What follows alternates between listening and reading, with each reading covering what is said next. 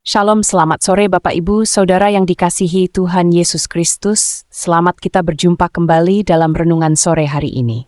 Doa dan harapan saya saudara semua dalam keadaan baik, sehat, penuh sukacita kuat dalam iman dan selalu berlimpah berkat Tuhan. Sebelum kita mendengarkan renungan firman Tuhan, mari kita berdoa.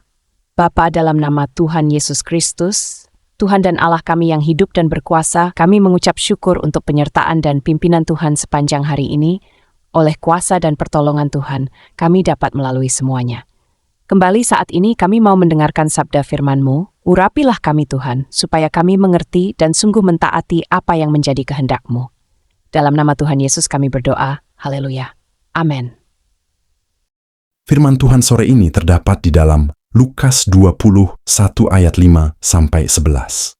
Ketika beberapa orang berbicara tentang bait Allah, dan mengagumi bangunan itu yang dihiasi dengan batu yang indah-indah dan dengan berbagai-bagai barang persembahan, berkatalah Yesus, "Apa yang kamu lihat di situ? Akan datang harinya di mana tidak ada satu batu pun akan dibiarkan terletak di atas batu yang lain. Semuanya akan diruntuhkan." Dan murid-murid bertanya kepada Yesus, katanya, "Guru, bila manakah itu akan terjadi? Dan apakah tandanya kalau itu akan terjadi?" Jawabnya, "Waspadalah, supaya kamu jangan disesatkan. Sebab banyak orang akan datang dengan memakai namaku dan berkata, 'Akulah dia,' dan 'Saatnya sudah dekat.' Janganlah kamu mengikuti mereka. Dan apabila kamu mendengar tentang peperangan dan pemberontakan, janganlah kamu terkejut. Sebab semuanya itu harus terjadi dahulu, tetapi itu tidak berarti kesudahannya akan datang segera." Ia berkata kepada mereka, "Bangsa akan bangkit melawan bangsa, dan kerajaan melawan kerajaan, dan akan terjadi gempa bumi yang dahsyat, dan di berbagai tempat akan ada penyakit sampar dan kelaparan, dan akan terjadi juga hal-hal yang mengejutkan, dan tanda-tanda yang dahsyat dari langit." Saudara-saudari terkasih dalam Kristus, Yesus menyampaikan pesan yang tampaknya menakutkan, namun sangat penting bagi kita semua. Ketika para murid mengagumi keindahan bait Allah, Yesus justru menubuatkan bahwa bangunan yang megah itu akan hancur, tanpa satu batu pun tersisa di atas yang lain. Pernyataan ini mengejutkan sebab bait Allah adalah simbol kehadiran Tuhan dan pusat ibadah umat Yahudi. Tetapi Yesus menggunakan gambaran ini untuk mengingatkan bahwa segala sesuatu di dunia ini bersifat sementara, termasuk hal-hal yang tampaknya kokoh dan tak tergoyahkan. Hal ini menjadi pelajaran berharga bagi kita. Seringkali kita terlalu fokus pada hal-hal duniawi, kekayaan, jabatan, prestasi, atau benda-benda indah yang kita miliki. Kita lupa bahwa semuanya itu tidak akan bertahan selamanya. Oleh karena itu, pesan Yesus adalah panggilan untuk mengarahkan hati dan hidup kita kepada hal-hal yang kekal. Yang terpenting bukanlah apa yang kita miliki, tetapi siapa yang kita sembah dan bagaimana kita menjalani hidup dalam ketaatan kepada Allah. Yesus juga memperingatkan agar kita waspada terhadap penyesatan. Dia berkata bahwa banyak orang akan datang mengaku sebagai Mesias atau membawa pesan-pesan palsu tentang akhir zaman. Ini relevan bagi kehidupan kita saat ini.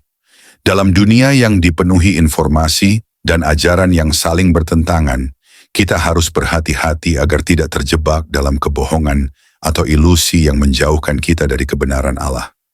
Hanya dengan berpegang pada firman Tuhan dan bergantung pada hikmat Roh Kudus, kita dapat mengenali kebenaran di tengah-tengah kebingungan dunia.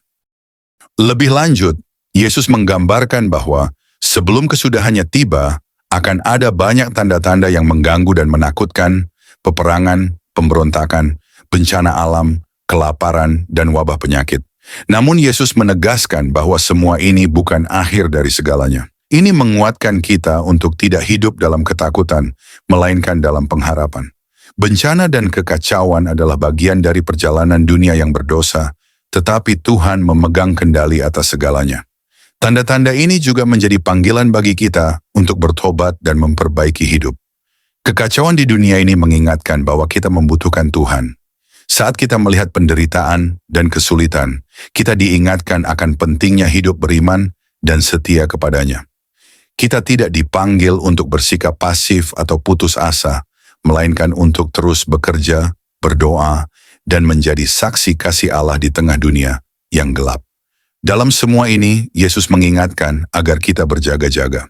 Hidup kita di dunia ini hanyalah sementara, dan tujuan akhir kita adalah kehidupan kekal bersama Tuhan. Oleh karena itu, setiap peristiwa, baik yang menyenangkan maupun yang mengguncang, seharusnya membawa kita semakin mendekat kepada Allah. Kita dipanggil untuk hidup dalam iman yang teguh, pengharapan dan kasih yang nyata kepada sesama. Sebagai pengikut Kristus, kita tidak diminta untuk memahami sepenuhnya setiap peristiwa yang terjadi, tetapi untuk percaya bahwa Tuhan bekerja dalam segala sesuatu untuk kebaikan. Ketika dunia berguncang dan banyak orang kehilangan arah, kita memiliki kepastian bahwa Allah adalah sumber damai sejahtera dan keselamatan kita.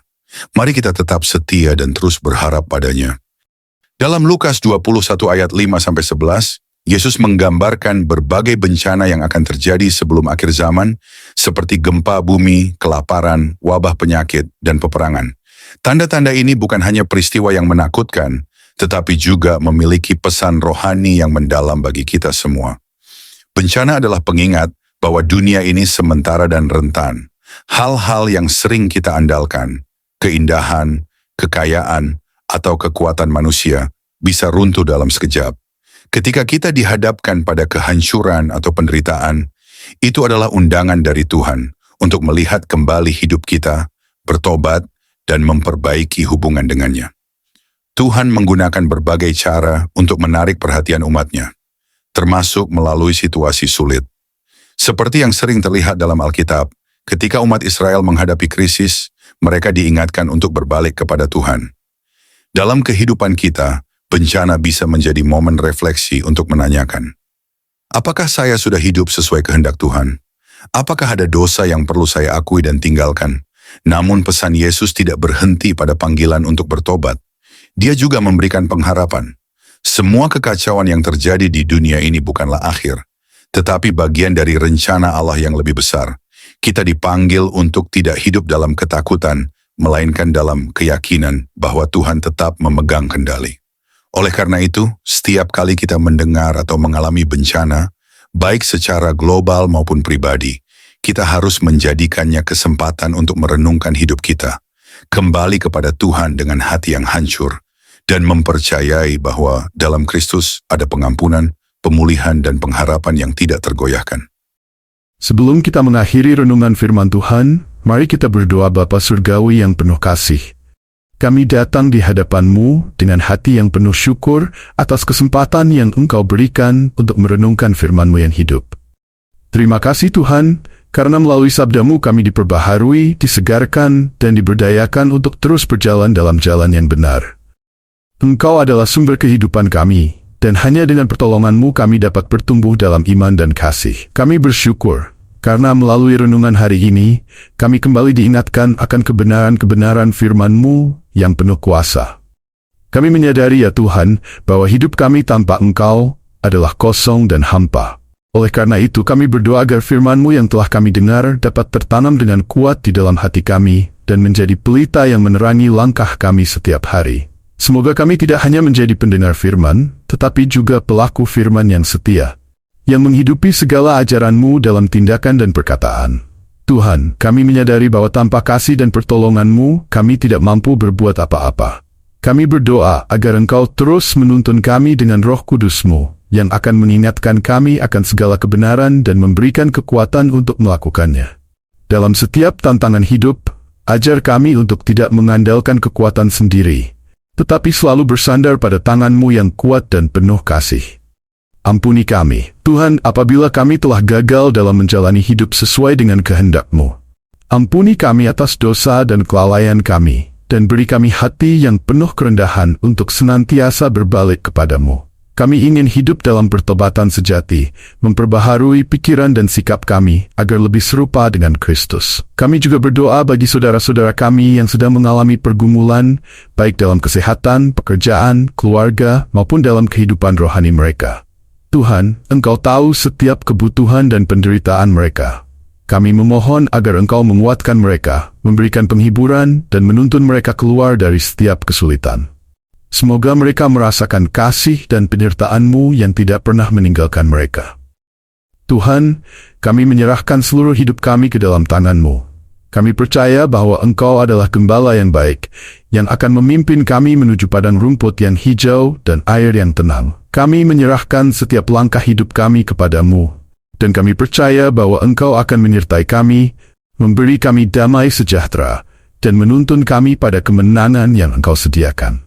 Kami berdoa semua ini dalam nama Tuhan Yesus Kristus, Juru Selamat kami yang hidup, yang telah memberikan hidupnya bagi kami, dan yang terus menyertai kami sampai selama-lamanya. Amin.